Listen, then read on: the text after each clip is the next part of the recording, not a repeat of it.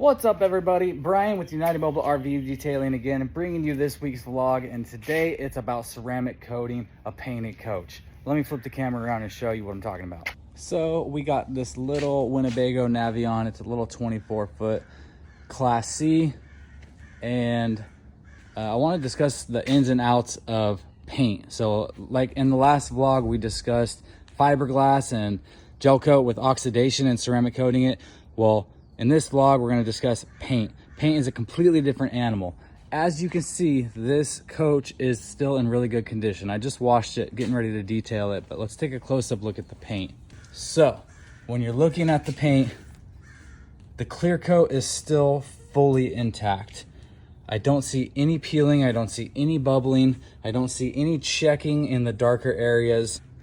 Paint in this condition right here, the whole sidewall exterior of this RV, the whole cab is in perfect condition to be able to ceramic coat it. Even though it's a 2017, so it's 8 years old, the paint is still in great condition and it can totally be ceramic coated. But there are a few exceptions, and I want to show you what those exceptions are. So like I've already alluded to, paint lasts so much longer than fiberglass in the sun. But here's what I want to show you.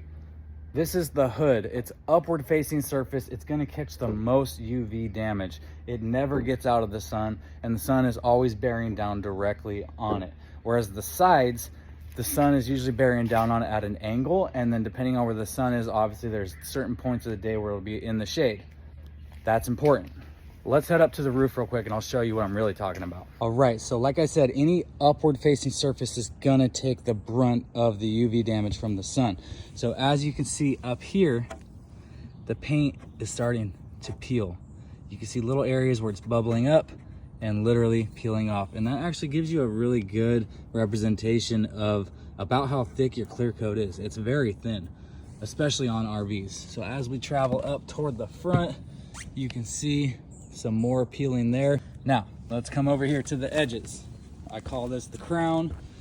Some people call it the upper radius, whatever you want to call it. As you can see, all along right here, along the whole crown, the clear coat is doing the same thing. It's peeling and it's bubbling.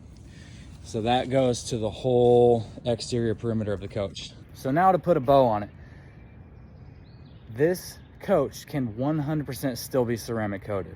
Now, with a few exceptions, the whole top perimeter that I just showed you where it's bubbling and peeling, there's nothing that ceramic would do to that protection wise. It would be pointless in those areas. But for the remainder of the coach down here, this can 100% still be ceramic coated. And at this stage in the game, it should be ceramic coated.